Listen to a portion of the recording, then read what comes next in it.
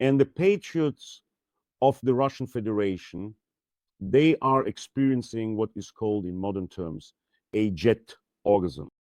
Everything is squirting over there for them. And the most terrifying, the most comical figures of Russian fascism, from Dugin to Lavrov, have finally gathered once again for their orgy. But this time, they managed to make this orgy a resonant and noticeable event. For the first time, they are gathering and discussing their horrific plans and ideas. They do this all the time, but for the first time, it has become public knowledge for the whole world and the media. It is no coincidence that all the media are dancing around the so-called the Russia of the Future Forum of the year 2050. This is how Russian patriots, Putin supporters, and Duginists envision Russia in the year 2050. But this hype was achieved thanks to the fact that they managed to lure Elon Musk's father to the Faruma man, whom Elon Musk himself has called a malicious spawn of hell and a sadist. And Errol Musk probably decided that, well, nothing is stopping him from making money off Russian fools, since they wanted to show off and give their event an international flair. It's obvious why they needed this Errol Musk, who can barely string two words together. And the patriots didn't spend their money in vain. Errol Musk, the wedding general, did his job 100%. And that's wonderful, because thanks to this, everyone is now paying attention to the vision of what a free and happy Russia will look like in 2050. But as for these little plans of Russian fascism, of course, they should be known. And the world has been invited to examine Russia's future in every detail. And by the way, this is a much more realistic picture than what Russian emigres paint at their lofty gatherings in Berlin. It's much more, let's say, constructive, reasonable, and grounded in reality. According to their vision, and all their ideas have been voiced by the year 2050, the country should become an orthodox, autocratic dictatorship, completely purged of any dissent and focused on waging victorious wars. They are already speaking about this openly. And these wars are supposed not only to restore the borders of the USSR, but also to bring Europe and part of Asia to their knees at least to the extent that it was during the era of the Warsaw Pact.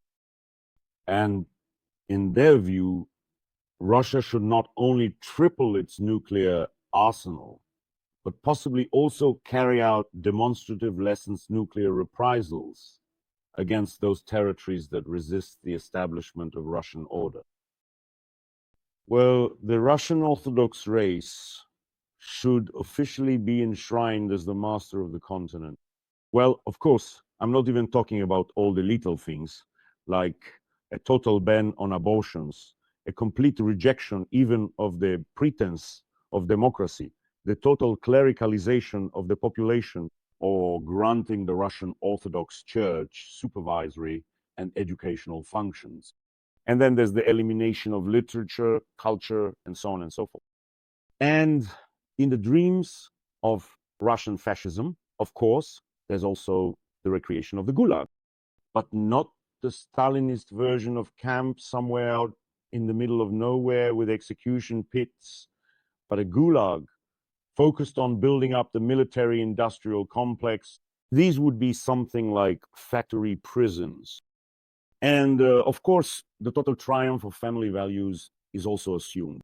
That is, the right of husbands to beat, torment, and discipline their wives. And wives are supposed to give birth to no fewer than 5 offspring. Well, all of this sounds like nonsense, but this is exactly what Russia will become if it survives and remains in the clutches of Russian fascists, whether under Putin or his successors. There are currently no internal forces in the country capable of resisting the schizophrenia of the Dagins, Glazievs, or Malofayevs. And as we can see, it is precisely these people who are carrying out their plans and ambitions. They do whatever they want and determine all the vectors of its development at the moment.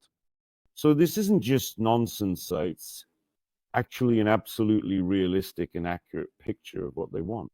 And judging by how much they've already managed to achieve, this isn't just wishful thinking. These aren't just dream sets. Actually, a fairly easily attainable and achievable state for the country. In other words, in just a short time, the liquidation of the Russian Federation's statehood and the complete dismantling of this country will probably become a kind of ID fix for all of humanity. But with each passing day and month, accomplishing this will become more and more difficult. But here, by the way, there are some amusing things as well, because at this forum about the future, well, looking at it, it was impossible to believe that it wasn't a continuation of the famous comedy Dumb and Dumber. But honestly, the organizers and participants assured everyone that it wasn't. No, there is absolutely no connection between the forum and the movie. But believing this while watching what was happening was so difficult that journalists contacted Hollywood, the Farrelly brothers, who made the film Dumb and Dumber. And they confirmed that, well, no, the Forum of the Future in Moscow is not a filming location. It's not the set for the third part of Dumb and Dumber. And it turned out that neither these brothers nor any other writers of classic comedies about idiots wrote the lines for the forum participants. Everything that was said there was the result of the participants' own intellectual efforts. The forum truly became a veritable showcase of incredible masterpieces of absurdity, the likes of which even the creators of Dumb and Dumber could not have dreamed up. Well, they gathered quite a serious lineup of participants there. There was, Petechka, Koroduba Tolstoy, Mironov, Dugin, and a whole slew of eccentric priests. And the ceremonial session was opened by Malofeev, the Orthodox, as he likes to call himself, oligarch. And this Ganobobel, he rolled his eyes upward and proclaimed that the way to combat migrant crime has been found. Yes, found. You can read the speech verbatim on my Telegram channel. And the point of his speech is that all migrants will be deported and their place will be taken by robots painted in the gel style. Why suddenly in the gel style? Well, yes, his wife, not so long ago, painted in the gel style, showed up at a reception with Putin. So that's probably his main impression. But according to Malofeev's idea, it is robots who will take over the work of cleaning the streets, construction, and the service sector.